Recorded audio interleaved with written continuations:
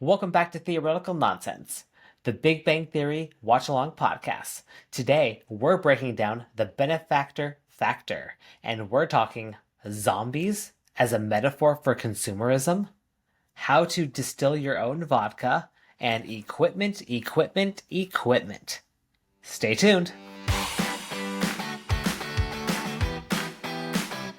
Welcome to Theoretical Nonsense, the Big Bang Theory watch along podcast. No PhD required.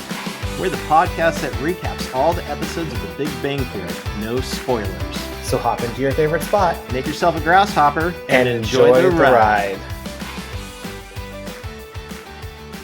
Hello there, Ryan.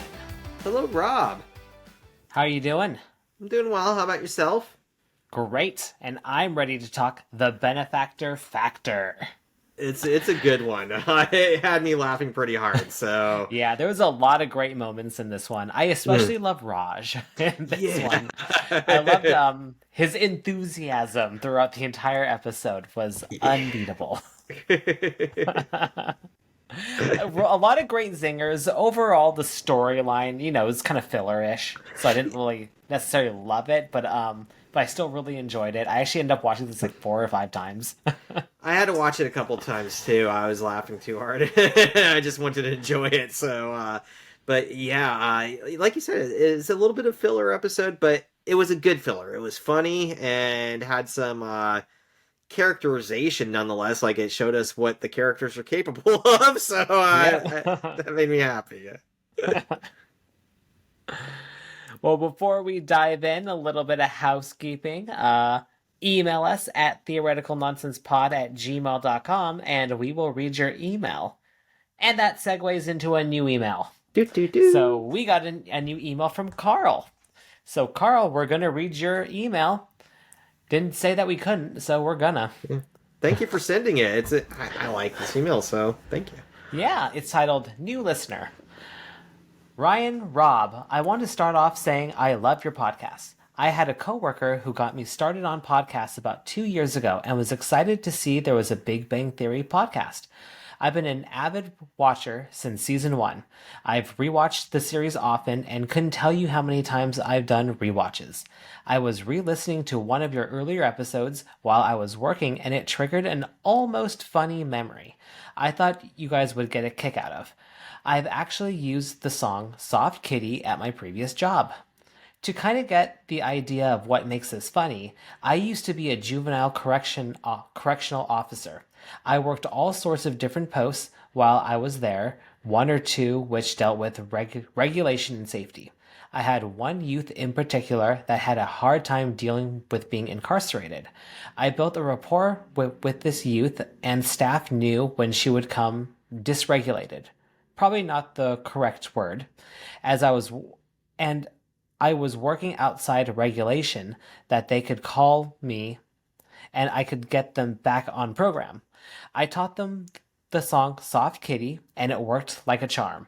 I hope you like the story and keep up the great job on the podcast.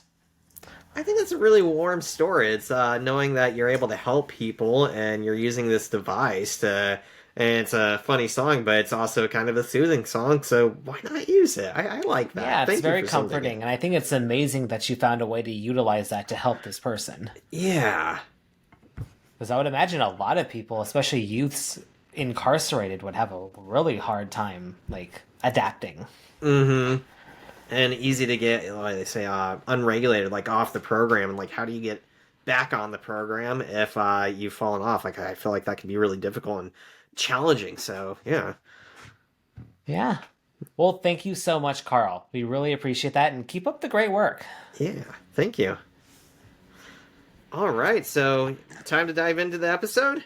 No new reviews. Actually, kind of. Our reviews got increased, but nobody said anything. Nobody's saying anything. So we got a couple more, and we're still the same rating. So thank you out there. I'll take it, as long as it's not going down. Yep. Send us a good review on Spotify or Apple Podcasts, and we would appreciate it. And if you write something, we'll give you a shout out. Yeah. All right, so Season 4, Episode 15, The Benefactor Factor. This aired February 10th, 2011. I love thinking about, dates and, where was I on this date? And I think I was living in Texas at this time.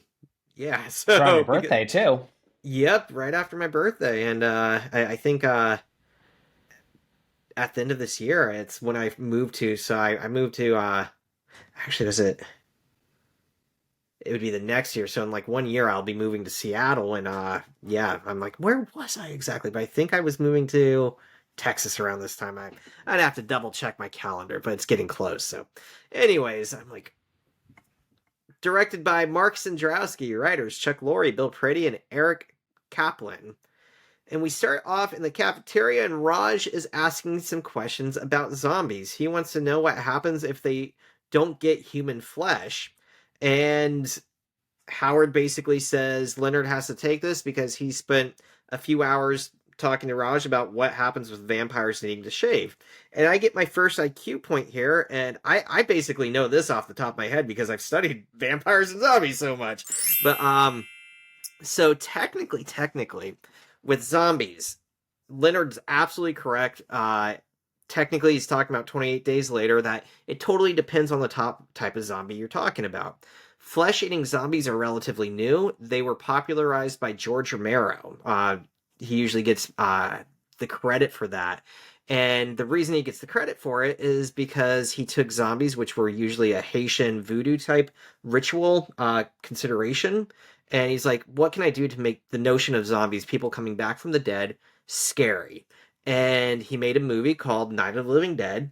And in it, he's like, I'm going to make these people come back from the grave and also eat the flesh of human beings or whatever living animals. The problem was George Romero. I don't know the specifics, but somehow the movie didn't get copyrighted.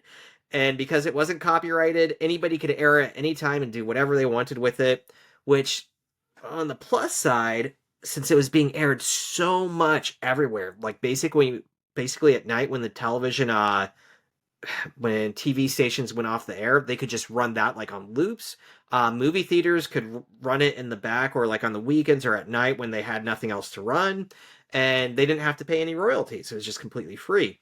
And that got the movie out there, got people to know George Romero's vision of zombies, and that's why brain eating, flesh eating zombies became popularized. However, what I can say is that in his movies, the flesh isn't nourishing.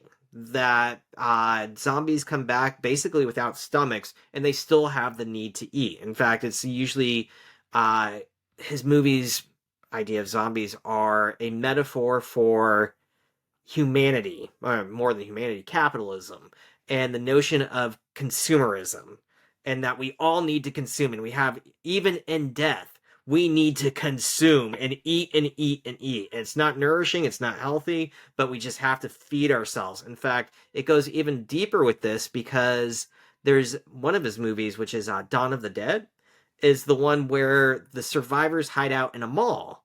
And they actually comment on the fact that zombies are surrounding the mall, not because there's survivors in there, but because in their dead brains, they still want to go shopping. And so it's Romero's take on capitalism and consumerism. And so, yeah, that's the analogy, but at the same time, it's pretty clear that the consuming has nothing to do with nourishing or keeping them going, that their flesh is animated. He also had a book, and do you hear that? Yeah, that's Okay, I'm kind of gonna cute. stop that. Is everything okay? Yeah, she just just all right, so yeah, Romero's movies are about consumerism quite a bit. Oh, he has a book and he didn't finish it. It's an anthology of different characters in zombie world. I forget the name. I have it on a shelf over here, but he died before he could finish it, and some other author picked it up and finished it for him. And it's interesting because it, through the stories and the movies too, it becomes clear that the flesh is reanimated almost through magic. Like there's no explanation. There's no reason for this dead skin to come back to life. However, in the final story, apparently the writer who finished it got notes where George Romero was writing down concepts of basically the end of the living dead, and the concept that at some point the zombies just go back to death. And so there's one of the stories is about people like learning to live in this new world of zombies. And basically, one day they wake up and all the zombies are dead again. There's quite a bit more to the story, but yeah. So with all that, I would say that the George Romero zombies don't actually need flesh to survive, and they are the main ones about eating human flesh. And I would say that the Haitian zombies, voodoo zombies, they don't need to eat human flesh. They were never about eating human flesh. These type of zombies were more a religious thing, where part of practicing voodoo was bringing people back from the dead, and when you did so, they became your slave. And I think there's some cultural considerations there that I'm not an expert on by any means, but from my understanding, from what I've read, when they come back from the dead, they don't need to eat, but they could eat. And I read somewhere too that like if you use salt on them or they eat salt, like it could purify them and end the slavery. However, on theories on this, usually the magic wielder would use a potion of some sort with neurotoxins. So basically, something like maybe not botulism, but something like botulism, or something like the neurotoxin from a pufferfish, or some sort of creature like that, a poison, and it would, yeah, work like a neurotoxin and knock somebody out and make it so like their system would slow down, almost like the pill or the drink that Juliet takes in Romeo and Juliet, and everybody thinks she's dead, and then she pops up back to life after Romeo's killed himself. Uh, the notion is that they would use this magic potion, and everybody would think this person is dead, including the person. And then when the person's breathing kicks back in and they wake up, of course, the magic wielder is there to say, I brought you back to life. You're now my slave. You're my zombie. And technically, this is just some theories on how it might have worked. In that case, if the person had just been severely poisoned and almost died, and they do survive, they're going to need to eat probably not human flesh. So I would say that in all aspects of zombies and Haitian voodoo zombies, human flesh is not needed, and food probably is, although some sayings are that they don't need to eat. And Leonard was right that 28 Days Later is the movie where, not 28 Days, that's the Sandra Bullock movie, which I've never actually seen. I want to watch it now. But they aren't technically undead in 28 Days Later. They are infected with a virus of basically, what is it, anger, chaos, hatred, and it makes them go mad and want to hurt others. And that's where you get the running zombie from, where they're running because they're just angry and full of adrenaline and they want to bite and hurt. And they aren't technically undead. They're just infected individuals, like rabies, like super rabies, I think they say. In that case, they do need to eat, but they're so poisoned by the disease, by the virus, that they can't think of eating. And so they do starve. And I believe the end of 28 Days Later, it shows the infected in the fields like decaying or falling apart because they have starved to death. They have depleted their nutrients and they're like almost skeletons. However, in 28 months later, technically the same thing goes. I believe 28 months, it's been like a year since I rewatched it. Humanity is filling England back in because, yeah, England's an island, right? So they basically quarantined the island and said there's an outbreak of this virus there. We're just going to quarantine it until everybody dies. They're going to starve and then we can repopulate it. And they start repopulating it and things go horribly wrong due to a series of bad decisions, to say the least. And the virus takes over and it ends with the virus getting off the island. And I believe it ends with the virus being in Paris. And so now, next month, a couple weeks after this airs, right? 28 Years is coming out, 28 years later. And I'm not sure what that's going to be about. It says, the little bio says, a group of survivors on an island go to the mainland. I'm not sure what's going to be, but I'm looking forward to it. So that is, again, they're not technically zombies, though, and they do starve. They're not necessarily looking for eating human flesh. They are looking to cause pain and violence, basically. And doing so, they usually do consume human flesh. Now, second part of this IQ point, vampires. And for the most part, I would say, Raj, vampires don't need to shave. Sheldon's wrong on this. They don't get together and shave each other because they don't need to. And the ones that I'm thinking of, Dracula, Dracula, and also a new book that just came out like a year ago, Lucy and Dying, which is a tale of Lucy from Dracula who really gets shat on like horribly in the story. Like there's three guys who want to use her and they try to save her, but they don't really care. Like basically they just want to marry her and use her body. Like it's kind of a weird story. But yeah. Anyways, it's her story, Lucy, who becomes a vampire, and in that one in Dracula, vampires are shapeshifters.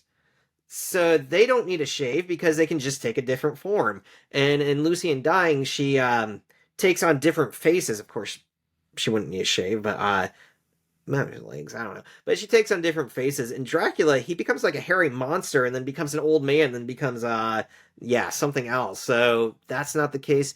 In Anne Rice's books, Interview with the Vampire, Lestat, so on and so on, you remain your shape at the time of your death and at becoming a vampire. So even if you did try to shave, it would grow back instantly.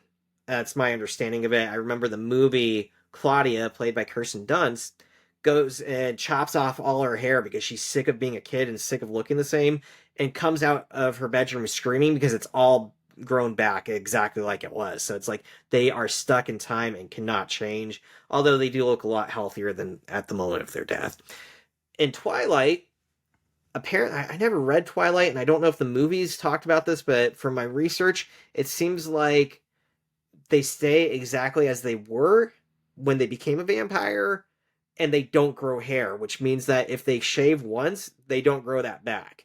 And if you cut your hair once, it doesn't grow back, which would assume that as somebody mentioned, it kind of suggests that all vampires will eventually become bald because hair wears away and it falls out or it might fall out or whatever. So to some extent, vampires equal bald. So in any of these, I would say they don't need a shave at all because either it's completely useless, it's going to fall out anyways, or they shapeshift. So those are my findings on zombies and vampires because I love that shit. So, any thoughts on that? No, but that's actually interesting. It is something that I've literally put zero thought into. I'm not gonna lie. And I've only seen 28 days. Yeah, it was 28 days later, and honestly, I missed that detail. I saw it so long ago, I completely forgot about that detail that they're not actually zombies.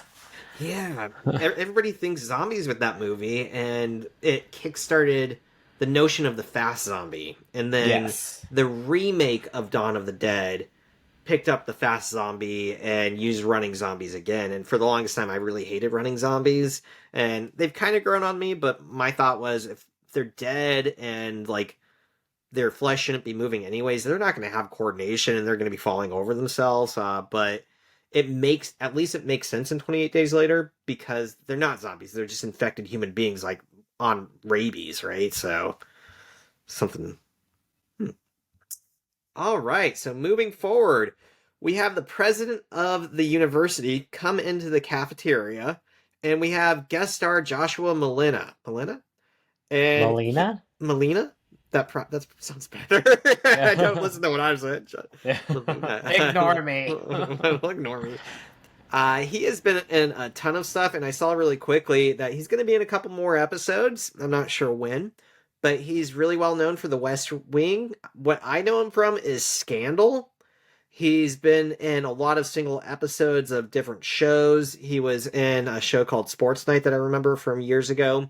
He's been in a couple movies. Not main parts, but in them. So he was in A Few Good Men, he was in A Line of Fire, and he was in The American President. So those are all from the 90s, but he's familiar face, and yeah, I knew him mostly from Scandal. So he's there, and everybody's kind of debating why he's there.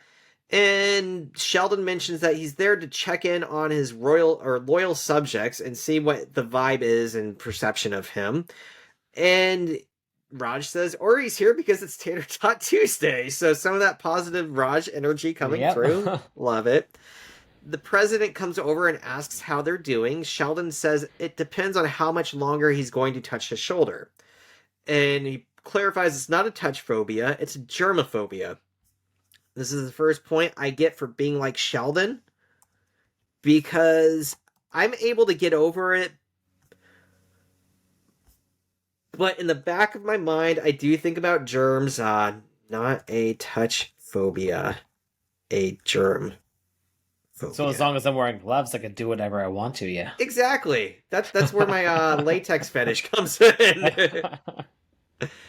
But I'm reminded of a story. I don't know the actual research on this, but anecdote that in middle school somebody told me never to eat candy from a candy dish at like a hotel or a bank unless like the pieces of candy are individually wrapped, and even then be careful because studies show that the candy is covered in feces since people come in and touch it with their bare hands.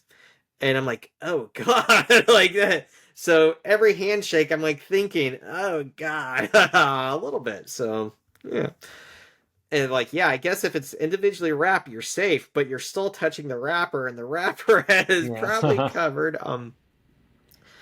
So the president wants to invite them to a party over the weekend. He says there's going to be drinks and maybe some pretty girls. And Sheldon says not to trust a man with the van just because he's offering you candy. I like that line. It turns out it's a fundraising party, and Sheldon is really against it. He doesn't want to be paraded around like a prized pony.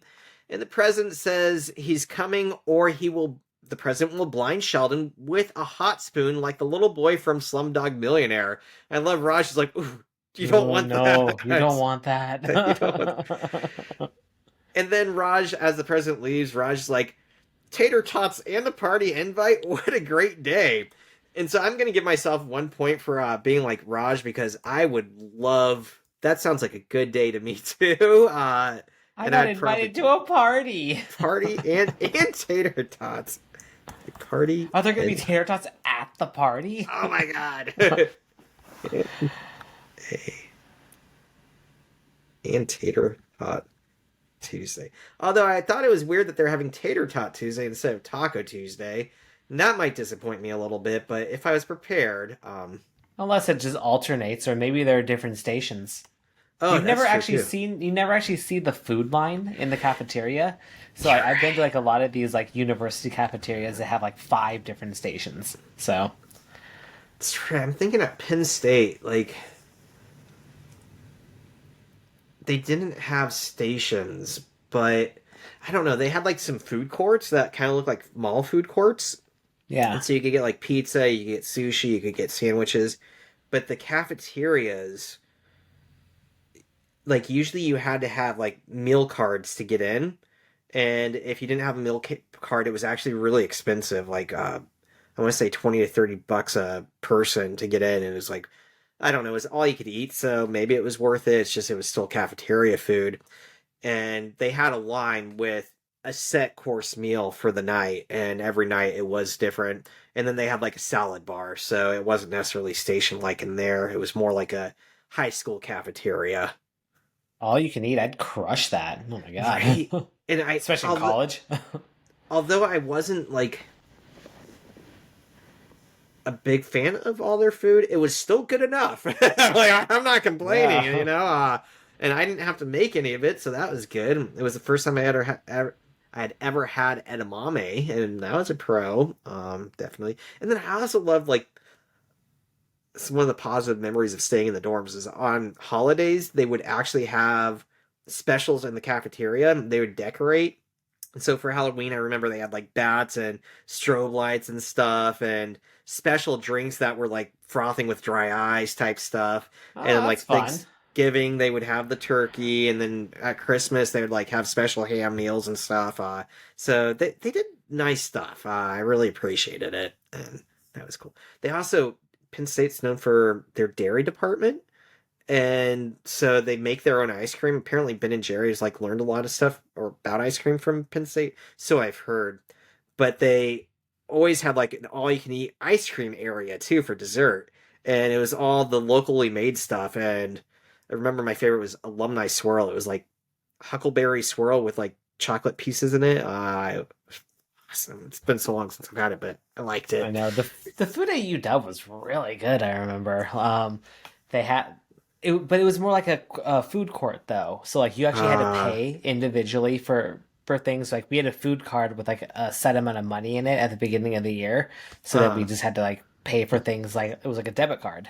But we always had that there was like the grill if you wanted to get like burgers. They had the Asian place if you want like stir fry noodles or teriyaki. There was always a salad bar or a sandwich station, and they had a Pagliacci's there, a pizza place. Ooh, yeah, Yeah, yeah. that's where I learned what a calzone was.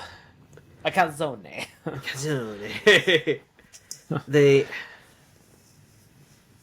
yeah, I remember like there were different dormitories, like maybe like 3 or 4 different dormitory areas, and each one had its own cafeteria.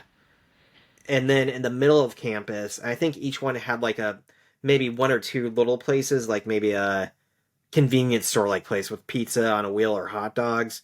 And then in the middle of campus, they had the food court area with the like actual pizza place, the sushi. I remember there being sushi. I don't remember that, and some other stuff. But that was okay. But it was all pretty expensive. Thinking calzones. I remember. Well, you're in Pennsylvania now. That's like where I Yep. learned calzones, stromboli, and wedding soup.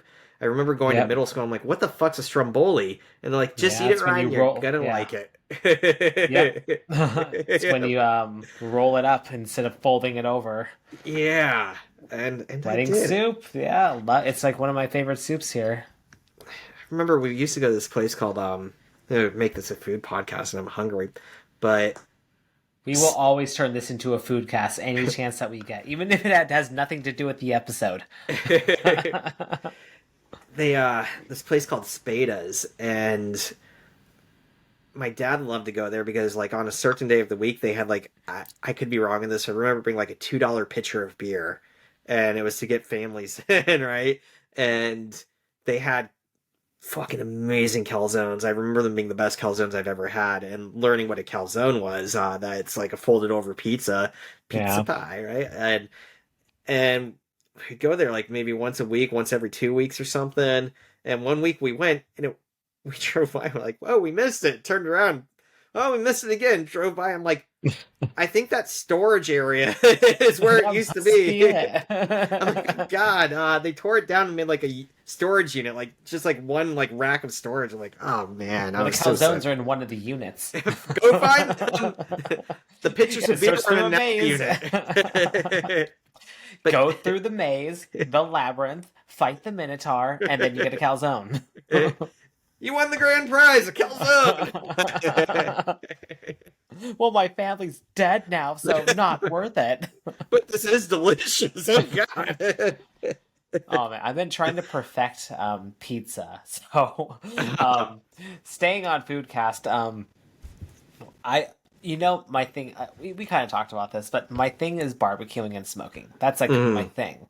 But I don't have like I ditched my in my move. I ditched my old grill and stuff like that just because I didn't really want. It was old. It was starting to rust up and everything like that. So I always said I was gonna buy a new one, but I just haven't gotten around to it. And the one that I want is kind of expensive because it's one of those dual smoker and gas burners. So you can do both because I don't want 2 separate units. We kind of talked about this offline, but because it's too expensive, I was like, you know what, I should switch over my hobby to something more cost effective. So I've been doing dough work. So I've been trying to. Yeah, it's way cheaper. It's way cheaper. It's pennies. But yeah, I've been doing so much pizza and it's been so amazing. I think Neapolitan style is definitely like my favorite right now. Like, oh man, I've been doing a lot in New York, and it's good, but it's like I just did the Neapolitan just last week, and I was like, oh fuck, this is so much better. Fluffy and crispy at the same time. Yeah. Oh man, I think that's my go-to too. I want to use that dough to make a calzone.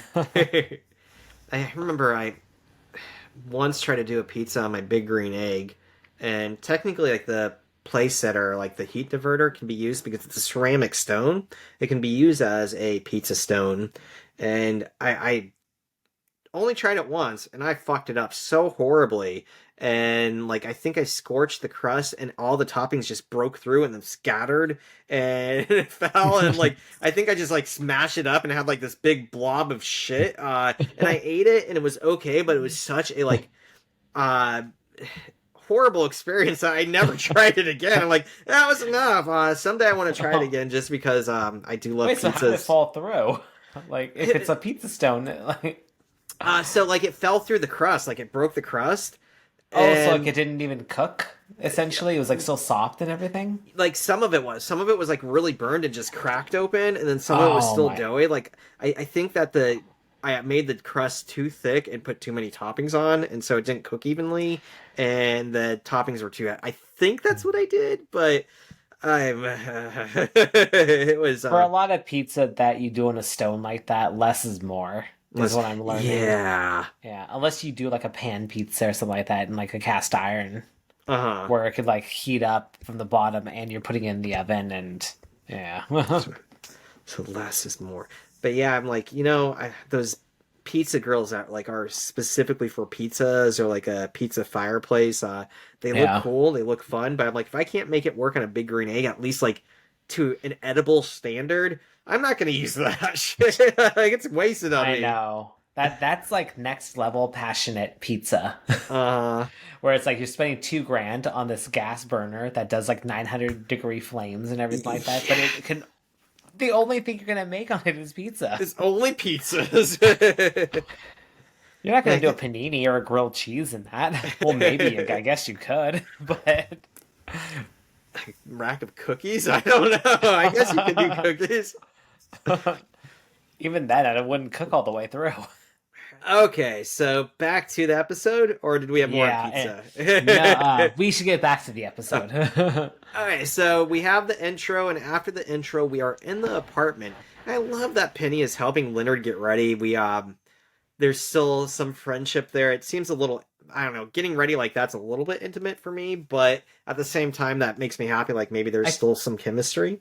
But I feel like we've seen him put a tie on before. He's definitely worn a tie in other episodes. He does later. I noticed that later in the episode he has a tie on. So yeah, unless he just kept it as is and then just lifted it off and put it back on. But he fixed it himself. But I swear there was other episodes where he wore a tie.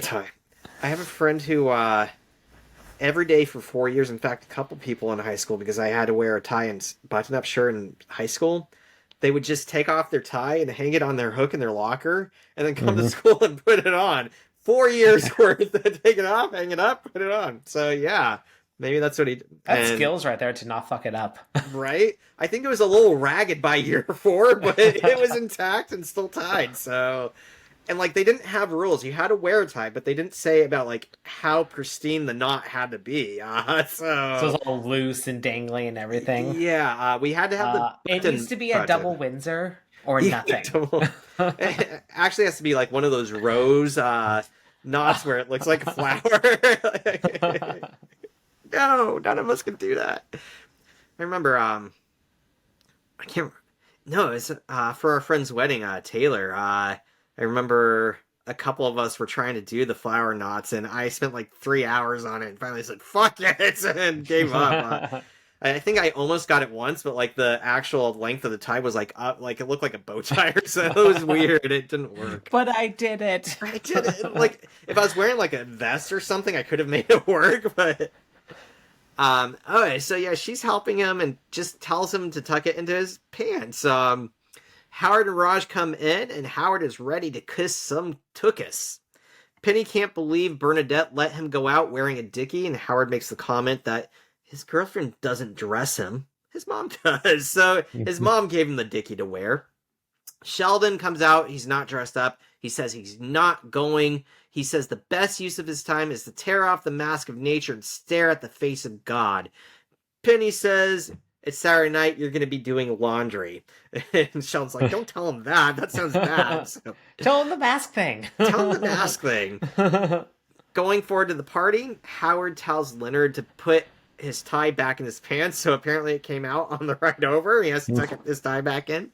Raj says the place looks like his parents' place, but they have more servants. They are very wealthy. And he also mentions that in India, they don't let their poor have dreams. I was like, what the fuck with that? But yeah, we don't let our poor have dreams. growing up, I'm sure he dealt with the caste system, so right? I'm sure that's true. We've talked about that before, Yeah. and it's when you have like something in your culture that's rooted that deeply, it definitely ingrains in you like how much am I able to be capable of in this life? How can I be realistic? What can I expect? Not to mention the system being set up against you. So it could be hard to have dreams like that. The president asks where Sheldon is. Leonard like begrudgingly says he's tearing the mask off nature to look at God. The president says the board of directors insists Sheldon has a beautiful mind, but he thinks Sheldon's just bananas. Raj makes the announcement that they've been misled about the cute girls because they're surrounded by a bunch of old people.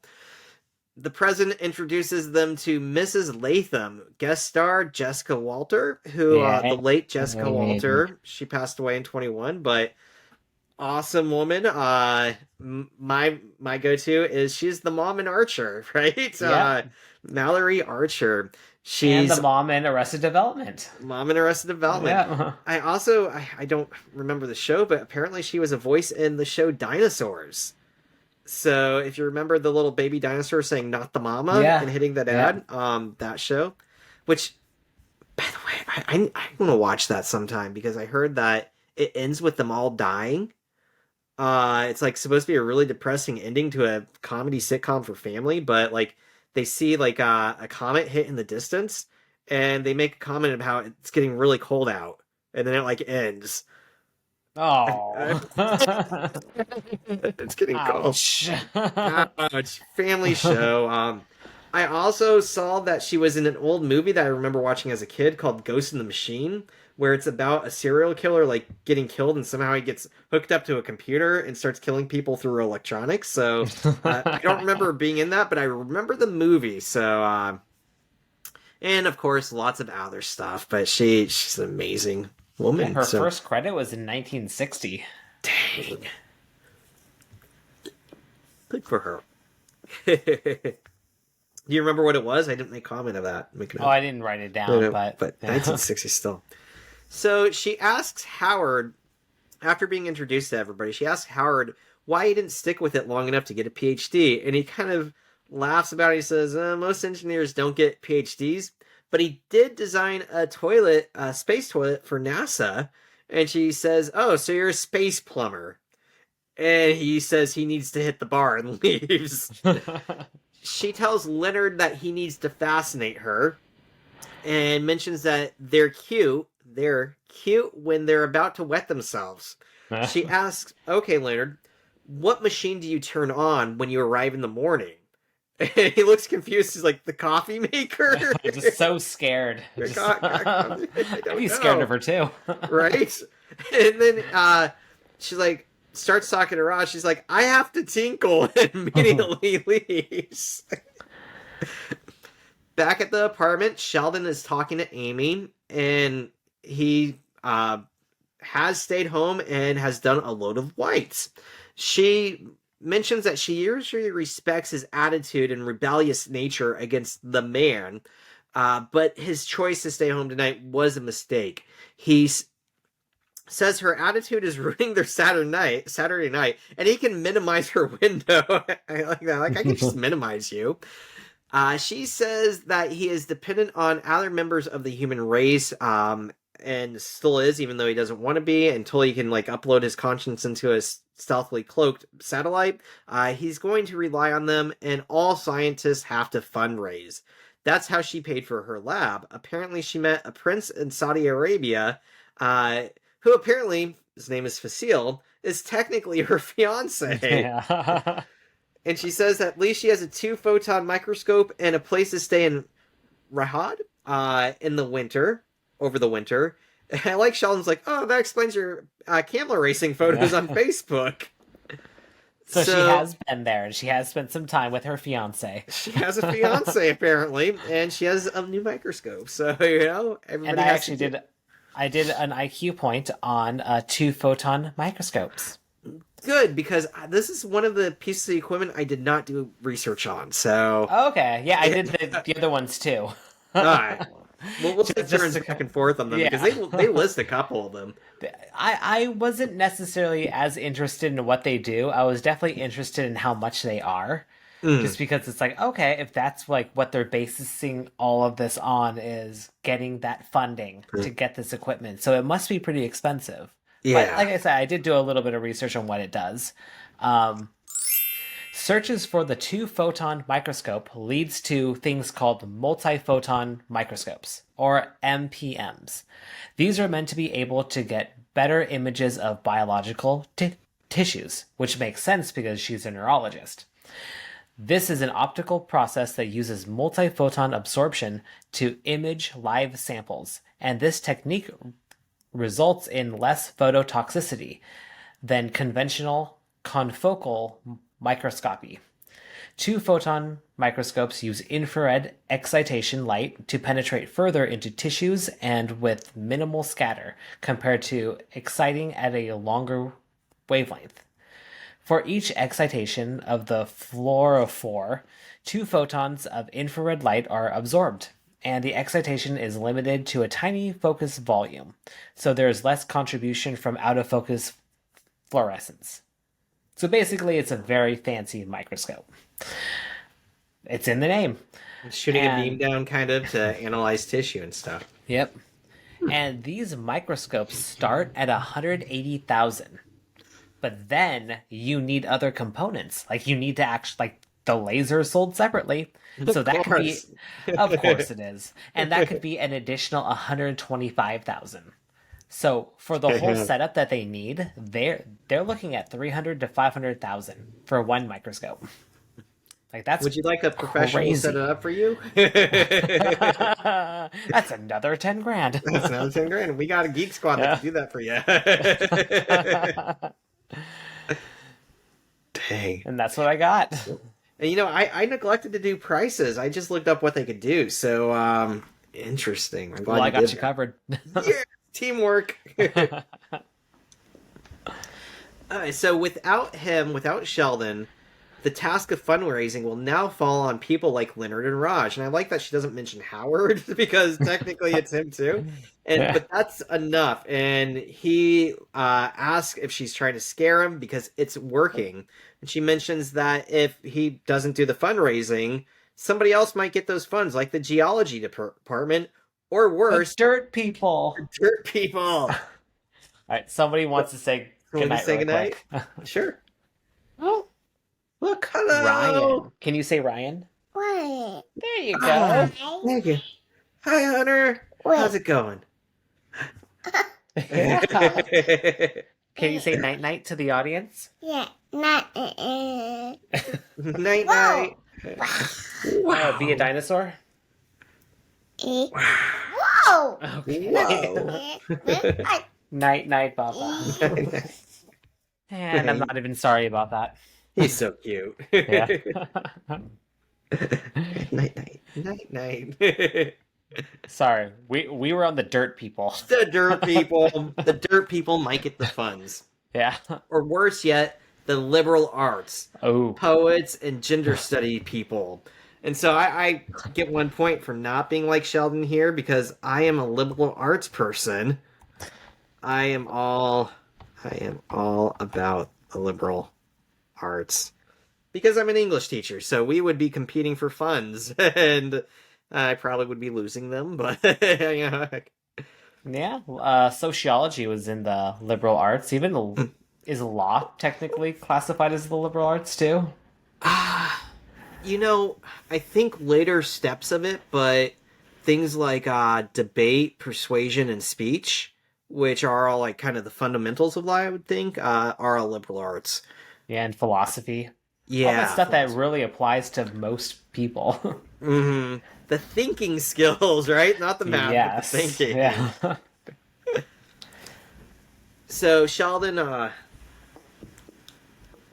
expresses himself, says, "Oh, the humanities," and that joke fell flat. I can see what they were doing with it, but you know, I think it might be it didn't fit for me because he seems like he's actually worried about other people getting those grants and donations. And doing wordplay here would be him consciously making the effort to do wordplay. And if he's actually scared, he wouldn't be making that joke. So I don't know. It fell flat I for liked me. it. You liked it? I Okay. enjoyed it. Really Wordplay. wordplay. And I usually like wordplay a lot. It just for coming from Sheldon, that felt stilted. But I usually like wordplay a lot. I laugh a lot at puns and double entendres. I'm like, ha, I got what you did there.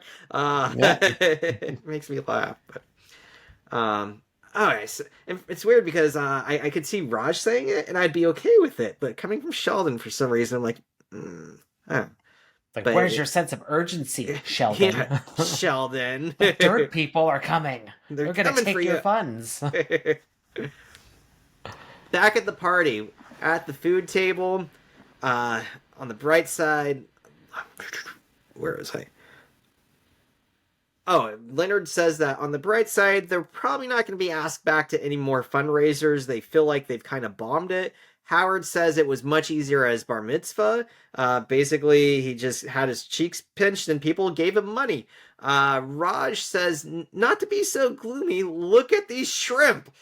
And I get another point for Raj here because I believe I've actually said this exact thing. It was in a different situation, but I remember one time in Mexico, we were walking down a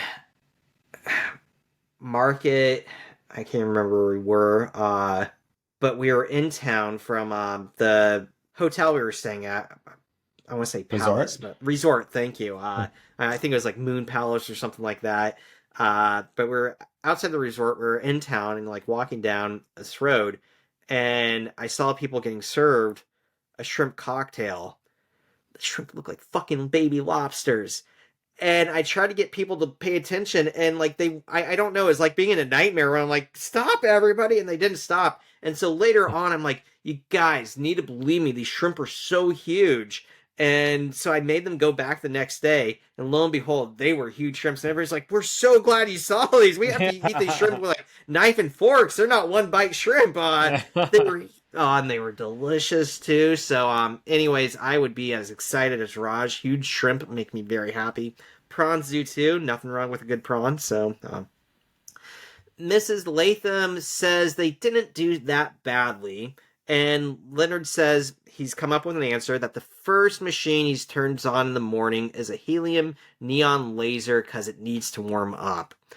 And so, two parts, this part and the next part. And do you just want to go over like all the items? Because what I have is the neon helium laser, and then the cryogenic centrifugal pump, a molecular sieve, and a linear accelerator. Yes, Maybe we should do. Yeah, Do you want to just do them all just to get them out of the way and just call it like one IQ point? that's what I'm thinking. That's what I'm Okay. thinking. Yeah. Uh, I actually did not do the this one, the helium neon laser. I just focused on the ones that he was trying to get. I honestly just missed this one too. and that's what I did with the last one. I'm like, I missed that. I was trying to get everything Yeah. they mentioned.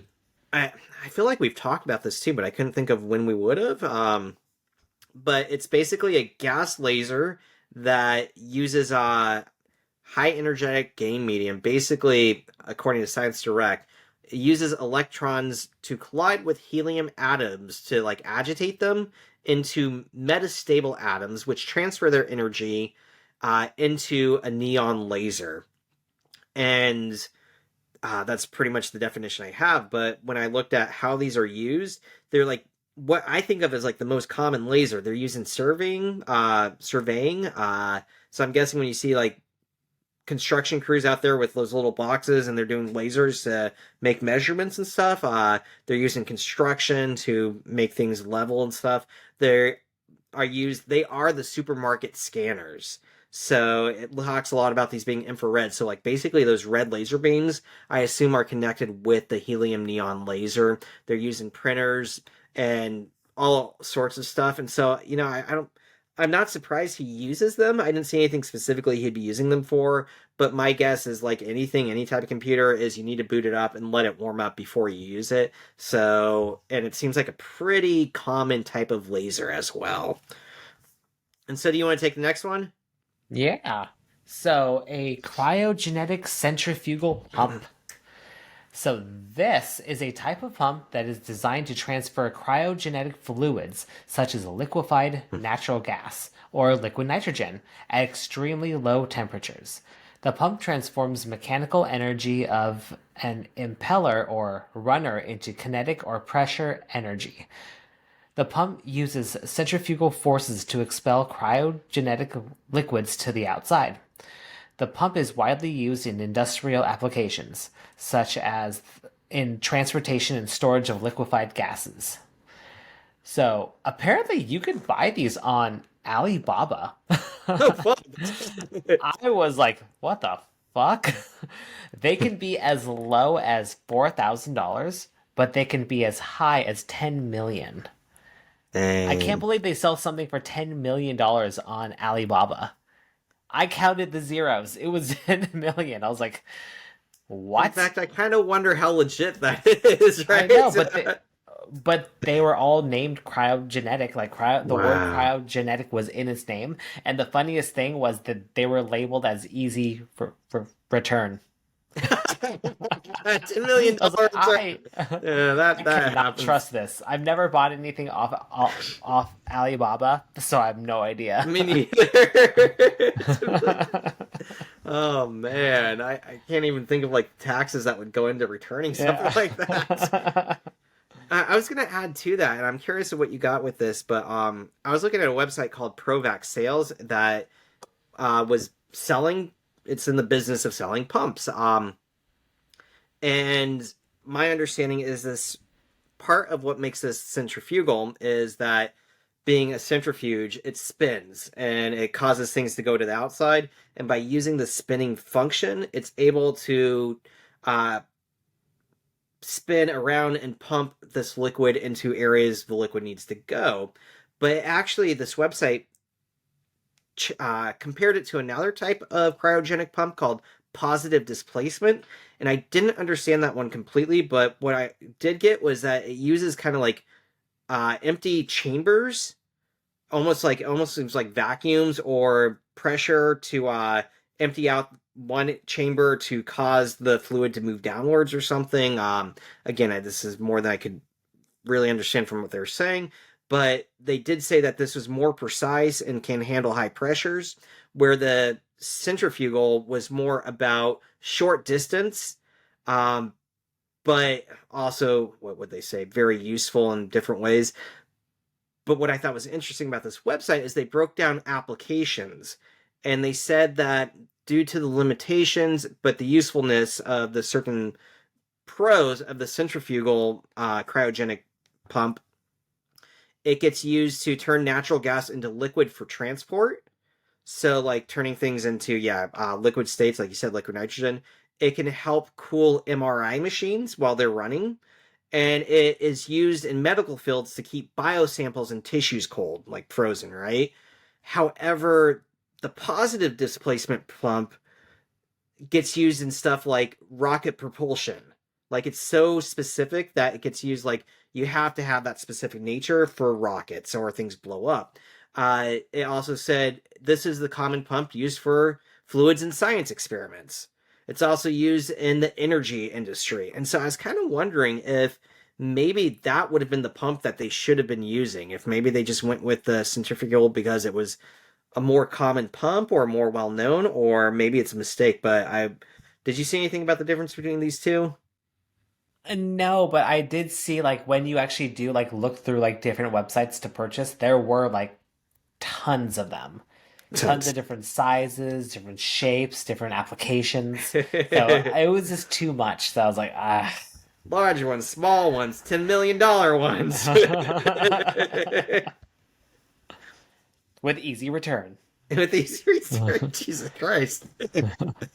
Uh, all right, so the next one, molecular sieve, and I'll tell you what I got, but I this didn't seem like something they needed a fundraiser for. I guess it depends how big it Yeah. needs to be, but basically Or how much they need. how much they need. It seemed more like a material than an actual unit. And a sieve is a tool that's used to strain solids from liquids, so it's like a sifter, right?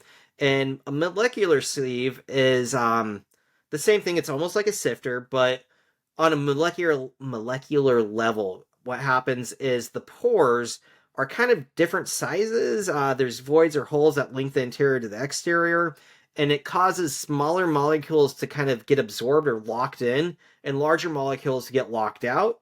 And these are usually used for drying.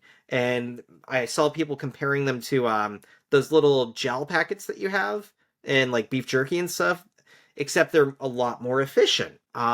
So efficient that I saw the example that they get used for is usually for drying out oxygen, which seems weird, but like when creating oxygen tanks for scuba divers or firefighters, they basically run the oxygen through molecular sieves to dry it out even more before they put it in the tank, so that what you have in the tank is like straight pure oxygen. Did you get anything more on that? No, but I actually was a little shocked about that. The mini drying packets, like you mentioned, are basically a form of these molecular sieves. They're just not as like, I don't know, fancy or strong Fancy? as like Right, what. as strong Yeah, or it's not as fancy? strong as like as what they would need in like a lab. Yeah, so like you said, I don't know how much of this type of substance they need, or a machine that can What? pump oxygen Yeah. through it, or although I did have. And they're really not that expensive. In all the research that I did, I was looking for like really expensive ones. Hmm. They're like for like a small little jar of it, it's only like $20. And you can buy Yeah, them on Amazon too. and I know some of them like need to be charged up, and I actually had one. I didn't know what the fuck it was until I was reading this. I'm like, hey, I know what that was. But it was like this plastic unit that kind of looked like a CO2 meter, like that you plug into your wall to see if there's a CO2 leak. It kind of looked like that, but it had like these little beads in it, and it had like this little visor so you could see the beads.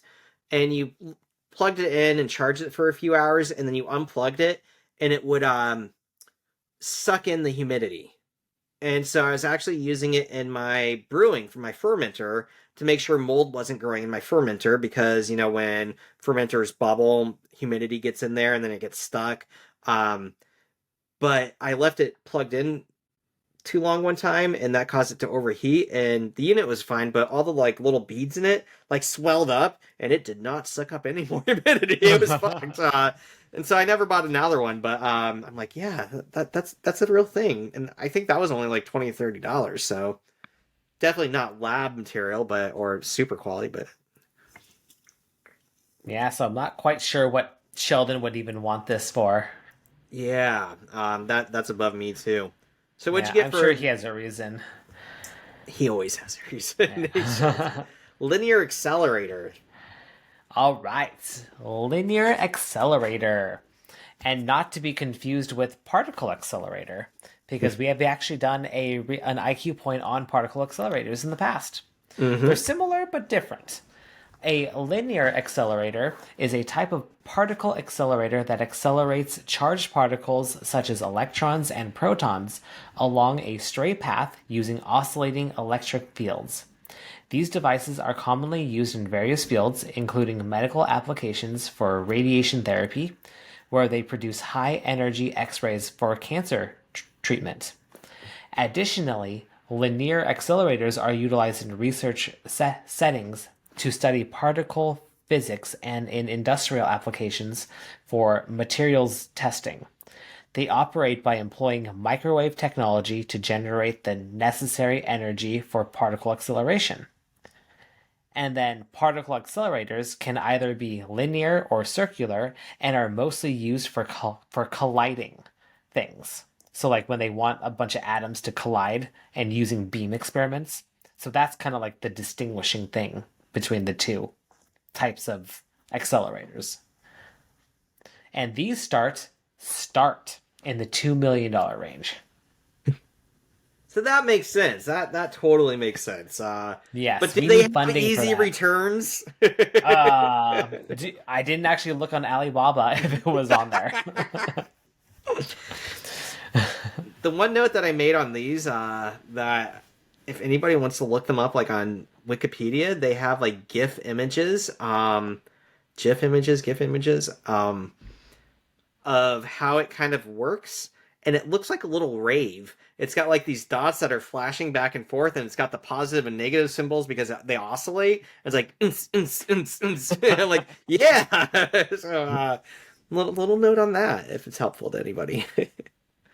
So I think that's all. Is there anything other equipment that we missed that I missed? No, that's all the equipment I got. I'm glad Awesome. that we're tying it up into a nice little bow. Yeah, that was a good IQ point. Very solid. Yeah.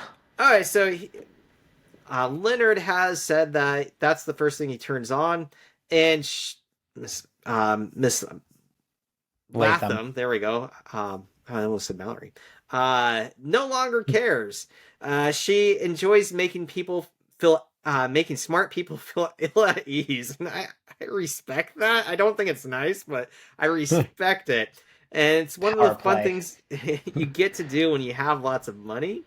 And she says, "Watch this," and yells at Raj, "Who says you can eat that shrimp?" Love that. He spits it out. Spits it out. And, I didn't give myself a point because I already gave myself a point for the shrimp, but I would do that. Probably, I'm sorry.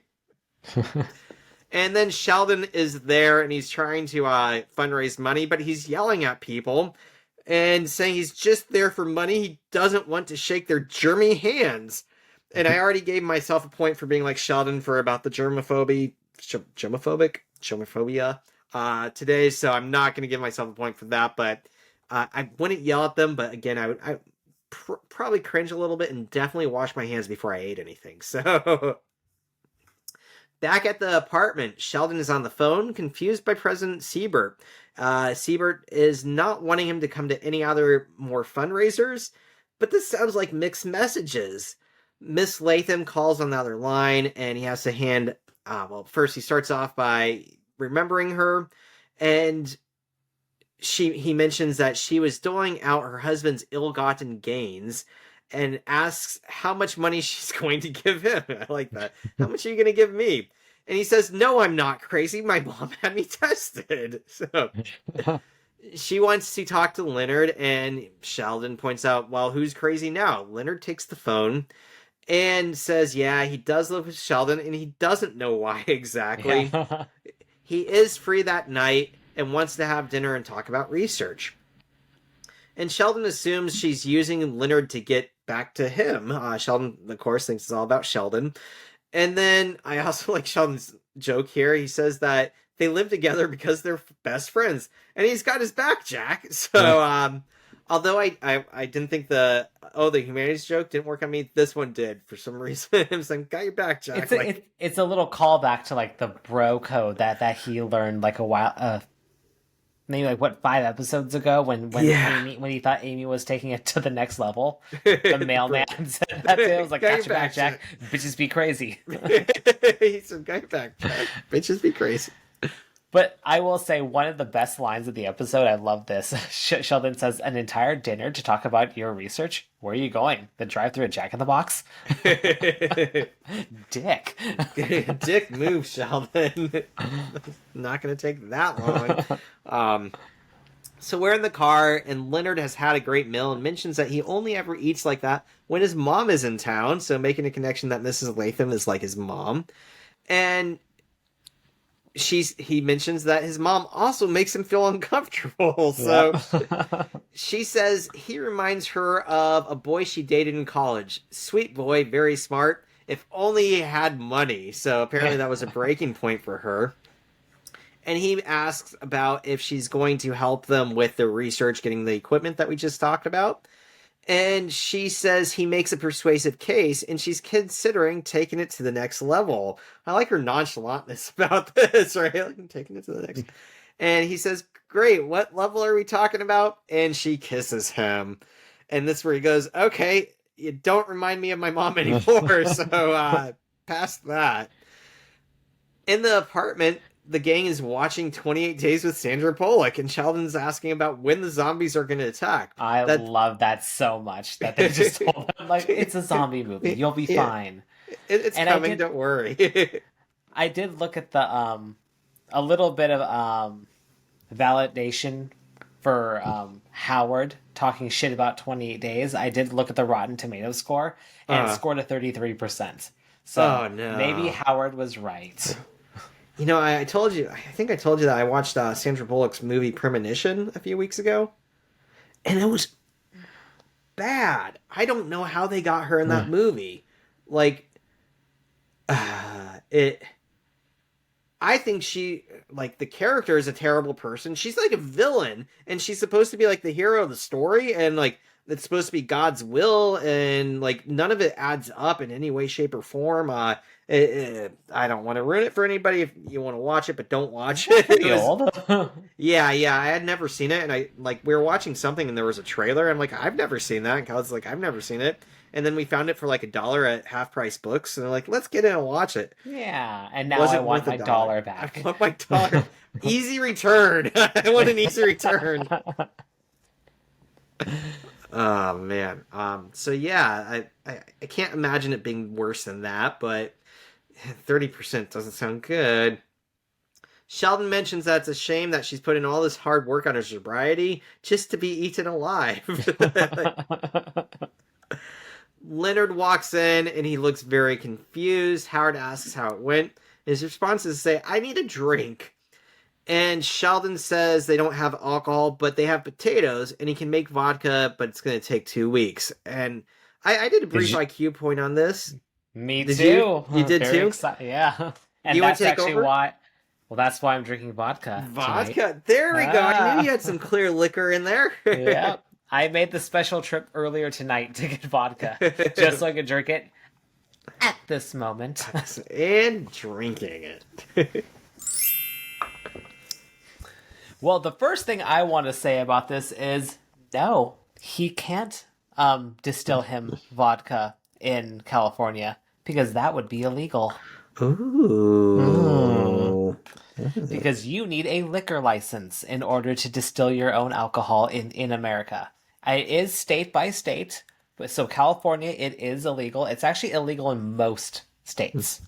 Because if you fuck that up, you could do some serious damage. Like, you could go blind if you do it wrong. There's explosions too, right? You can take the top off your house. Yeah, there's that too. It's distilling illegally is a felony, so that means it could be 5 years in prison or a $10,000 fine, or maybe even both. But I did look into, does it really take 2 weeks to distill your own vodka out of potatoes? And Yeah.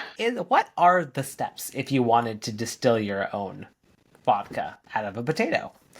So I looked this up on, I found a step-by-step guide on DIYdistilling.com, and I actually watched a bunch of YouTube videos because just reading it, not knowing a lot of the terminology, it's actually very confusing. I'm sure you had an easier time because you do a lot of beer, so the steps are very similar. The terminology is a little different, but it's all kind of the same thing at the end of the day, at least to a point.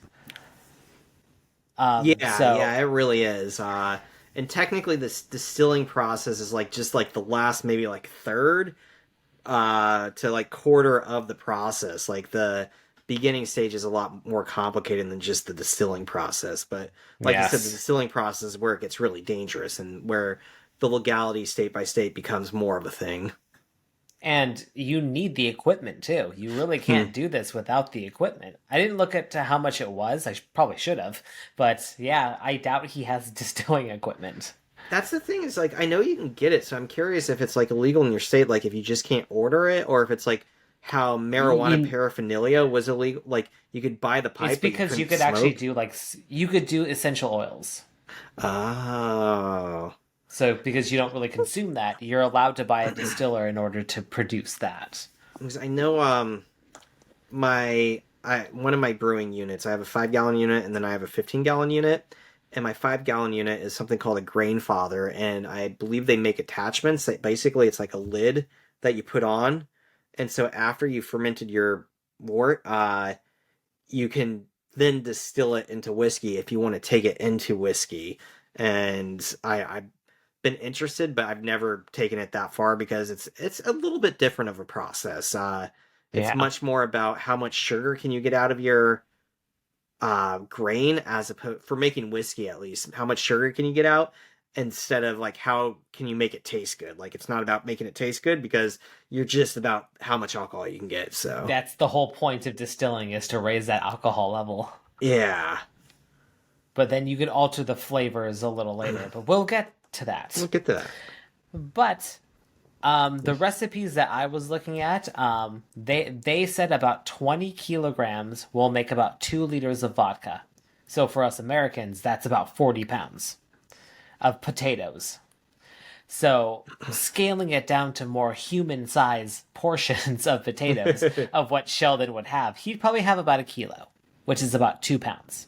Realistically, that's probably how many potatoes people have on hand. Yeah. So with that, he can probably make about, if you scale it down, that would be 0.2 liters or 200 milliliters. And for us Americans who don't do that sort of thing, that's about 7 ounces. So with the amount of potatoes he most likely has, he'll have about a 7-ounce glass of vodka. You can get a buzz on that. Yeah. Oh, yeah, for sure. Oh, for sure.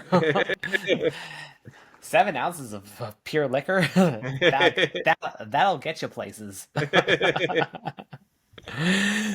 Well, here are the highlights on distilling, specifically potato vodka. So you want to use a starchy potato. The starchier, the better, because that's what's going to transfer into alcohol. You could peel them, but you don't have to. A lot of recipes I actually found say don't peel it because a lot of the flavor is in the skin. So you basically just boil them or steam them for about 20 minutes because you want to mash them. So basically the first step is just making mashed potatoes. So people recommend steaming just because it's less liquid, because when you actually do mash it, there's a less chance of being sploshed by like the hot liquid. But if whatever water you use, don't get rid of it. You want to keep it because that's where all the starch is. Because you're going to add water into it anyways. So you steam them or boil them, then you mash them, and then you add a little bit more water to it, and then some sort of malted grain. So that means like corn, rye, or wheat. And then you have to keep it at about 150 degrees Fahrenheit for about an hour. And then you chill it by bringing it to room temperature, and then you add your yeast. And then you have to keep this mash at about 77 to 90 degrees for a week. That's the fermentation process. So at this point, it's still very similar to like beer at this point. And that creates the wash. So after a week, then this is where all the equipment starts coming into play. You have to test its gravity, which is, can you remind me what that is? It's the alcohol level, right? So it's the sugar level, like how much sugar is diluted into the liquid. And you can tell the alcohol level because if the sugars are eaten up, the sugar is converted into alcohol, which makes the sugar level less. And so if you start off with a high sugar level and that's converted into alcohol, you have a low sugar level and you can tell how much alcohol was made.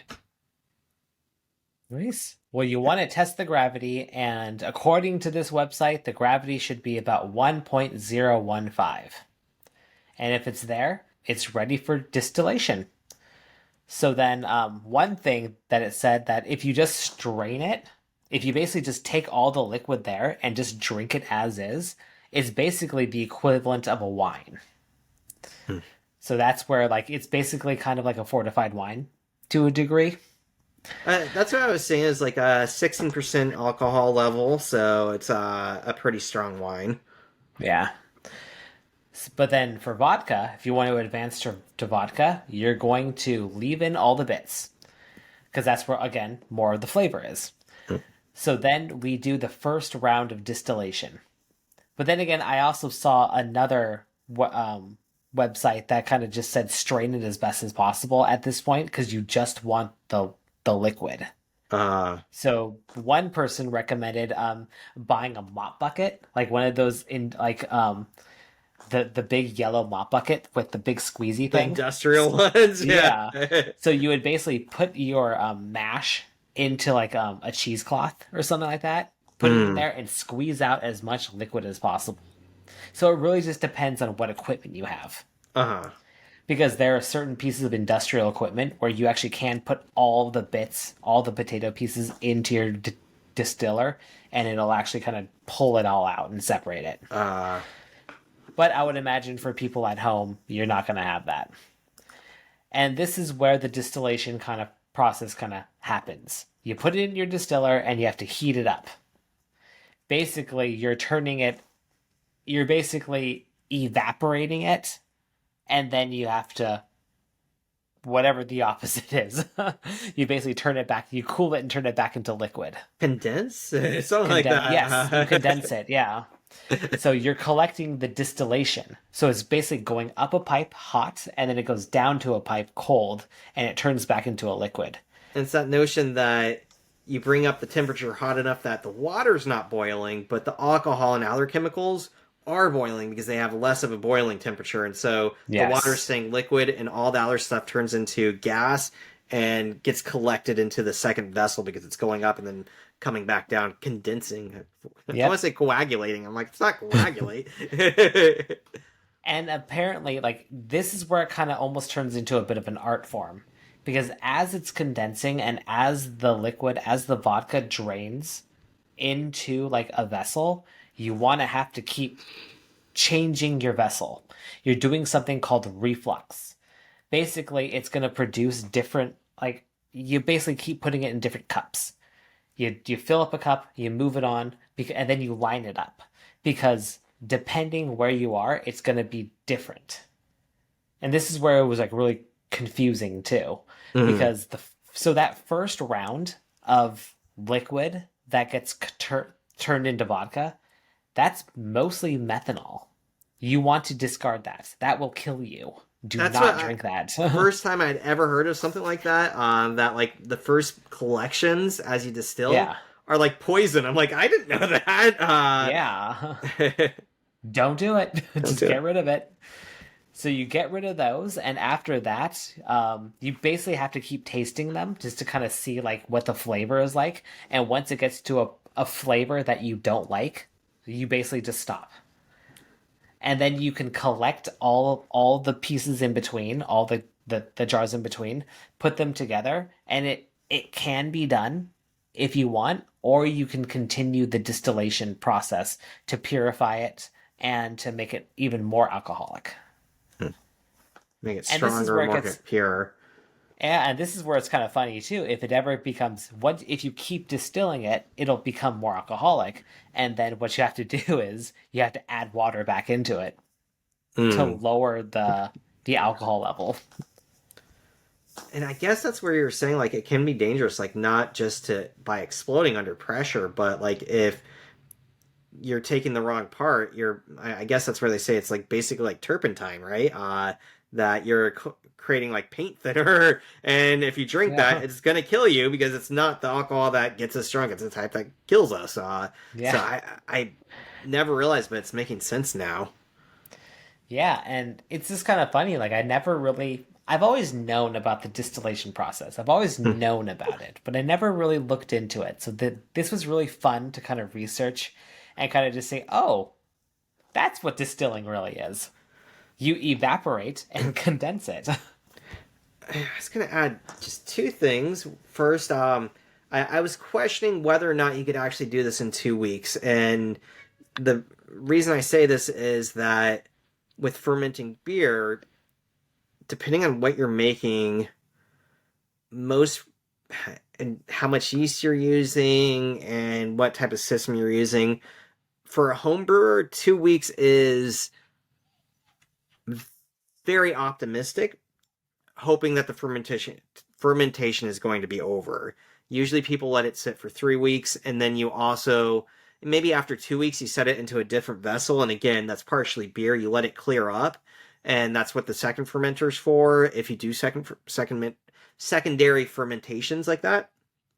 But then you also have like the carving stage and the bottling stage, and usually it takes like at least a month for brewing beer. But again, you have to like, most brewers try to let it clear up. Most brewers, like, you have to give it extra time to carbonate, depending on how you carbonate. But what I was saying is that usually for making vodka or whiskey, just straight up fermenting it that way, it does only take about 1 to 2 weeks, and the distillation distillation process usually takes like 4 to 6 hours per round. And so technically maybe 2 weeks is about what it takes. If you wanted to age it and let the flavors mellow out a little bit, that's a possibility. What I was going to say is that, and I didn't look into this all that much, but I had forgotten until we were talking, the boiling distillation is just one way to distill. Technically, you can distill by getting it really cold and letting it freeze, because alcohol has a lower freezing temperature than water, and water will freeze, and if you let it freeze and take off the ice, you're removing all the water, but leaving the alcohol. Oh, that's cool. Right? Technically, brewers, this is illegal for brewers to do. So if their beer freezes and they remove part of it, it is then considered liquor, not beer anymore. They've just distilled it, and they are... Yeah, if it freezes, things get weird with the law. But our friend once did this with some cider he made and didn't even realize he was doing it. It just got cold, and he's like, I'm going to take that ice off. And got something that was like 20 to 30% alcohol, and it's like, wow! It did taste like gasoline a little bit, but... He called it hobo cider. I don't know. Because he had no idea what he was doing. I think he used like some like plums from his yard too, or maybe it was apples, I don't know. But it was like all homemade. But okay, so off from distilling. Penny asks if Leonard's okay, and he explains that she was considering the donation and then kissed him. And Howard calls him a lucky duck. Penny calls Howard a broken toy. I like that interchange, like, lucky duck, you're a broken toy. Apparently Mrs. Why do I keep blanking her name? Lathry? Latham. Man, I don't know why I'm blanking on that. Mrs. Latham wants to see him again tomorrow, and Sheldon is really about this and goading Leonard into seeing her and getting the donation, and mentions that Penny can walk him through the inner exchange. Sheldon says that this might be Leonard's only chance to make a meaningful contribution to society. He's just like backslapping everybody in the group, like one by one by one. Leonard says it's not going to happen. He's not going to do it. It's not worth the money. Penny asks Sheldon about Sheldon saying she does sexual favors for material gains, and he says it was a compliment. And so apparently he thinks that's a compliment for some reason. Well, I think I thought about this too, and it was like, I think in his simple mind, he thinks that like he's calling her an expert at something, essentially. Expert. Like, She you're does an something expert well, at this, right? so, like, you excel at this. It's a compliment.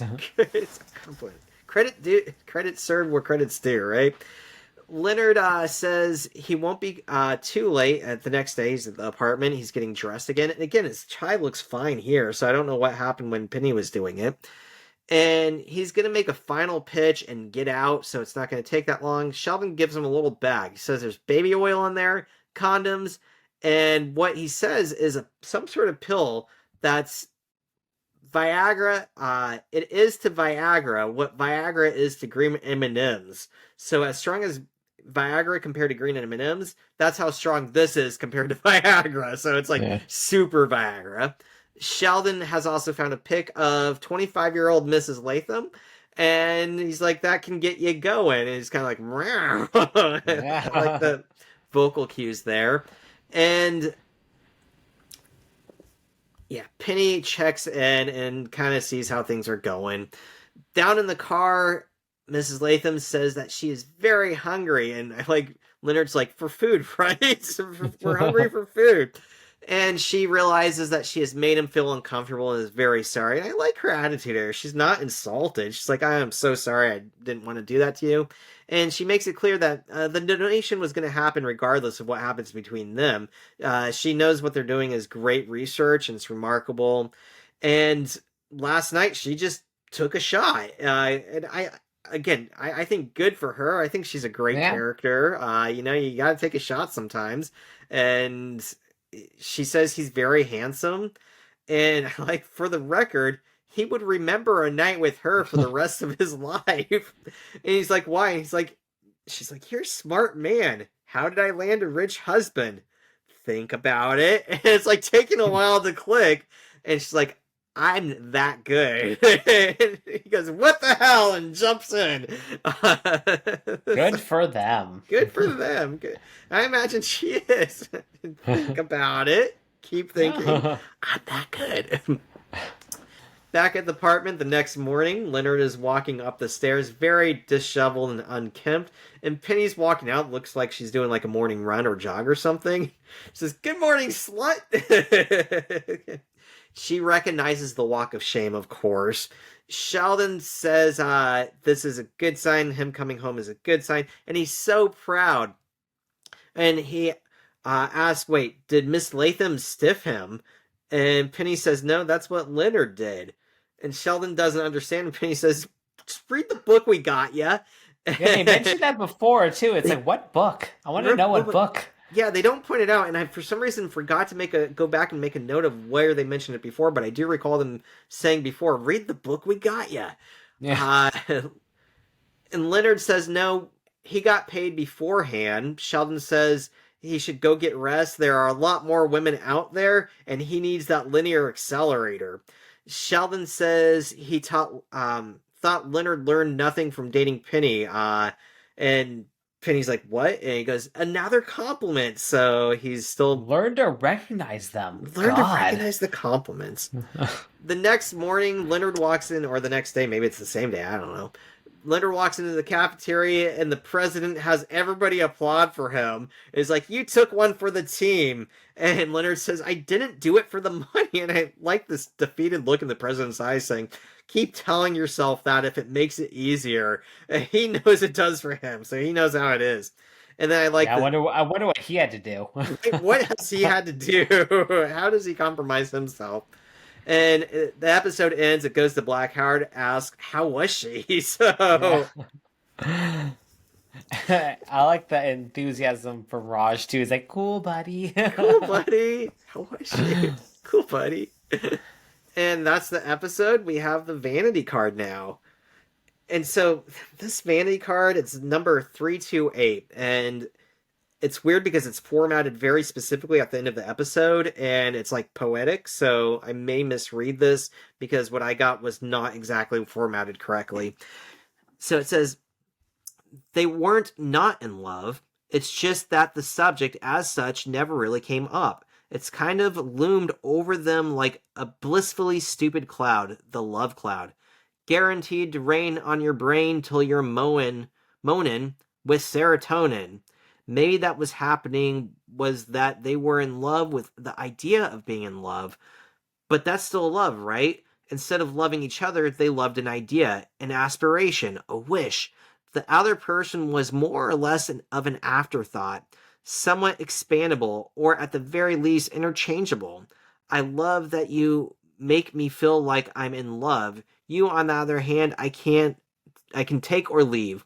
Of course, it was just a matter of time before the truth of each other, the hard fact of their unique selfness, their one-of-a-kind snowflakiness become unavoidable.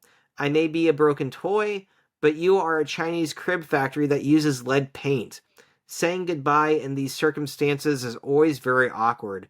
I just had your car towed. That's okay. Those flip videos I said I erased are now on the internet. The end. So he uses broken toy again. Still seems like he's like very scarred over his divorce. He's not happy about it. He's a pained man. He's hurt.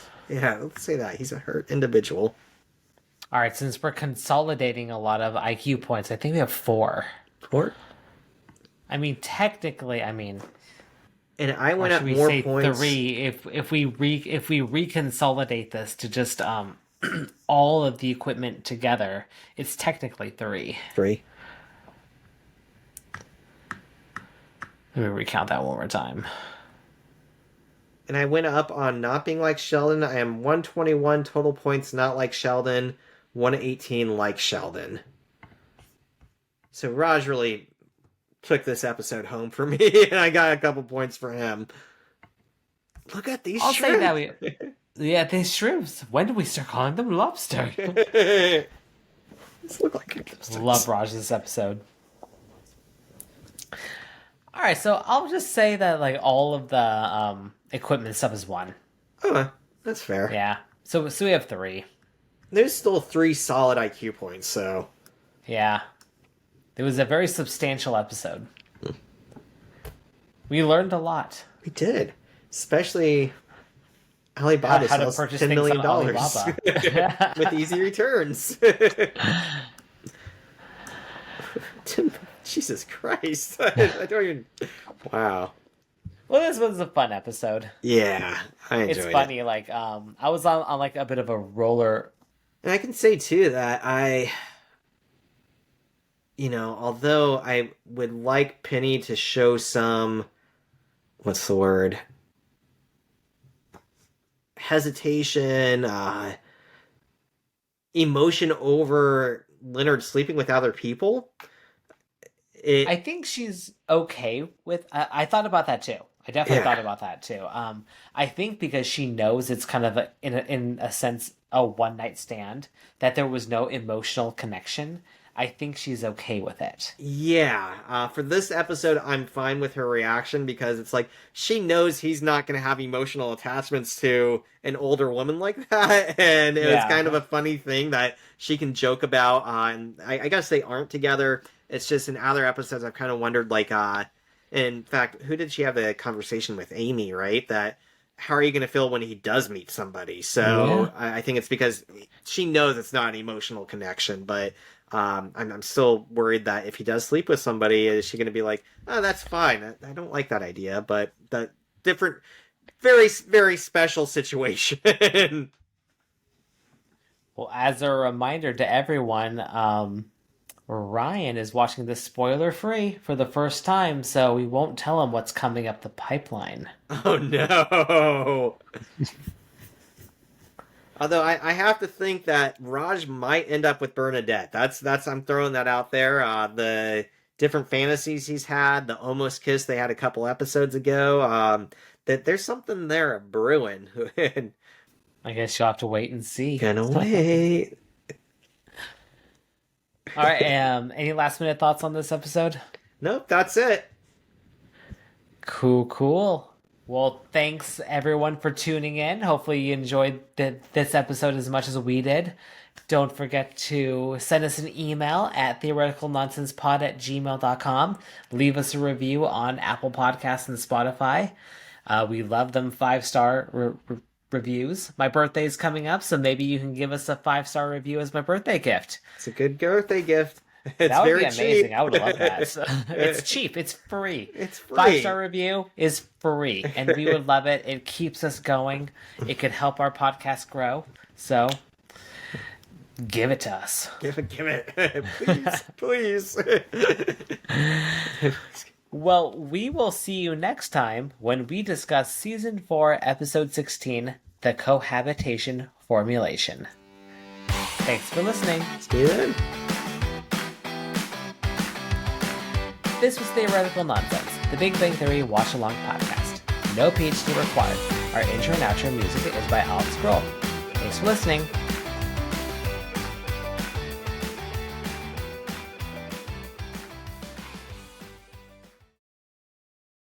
Dirt people are coming. They're going to take your funds.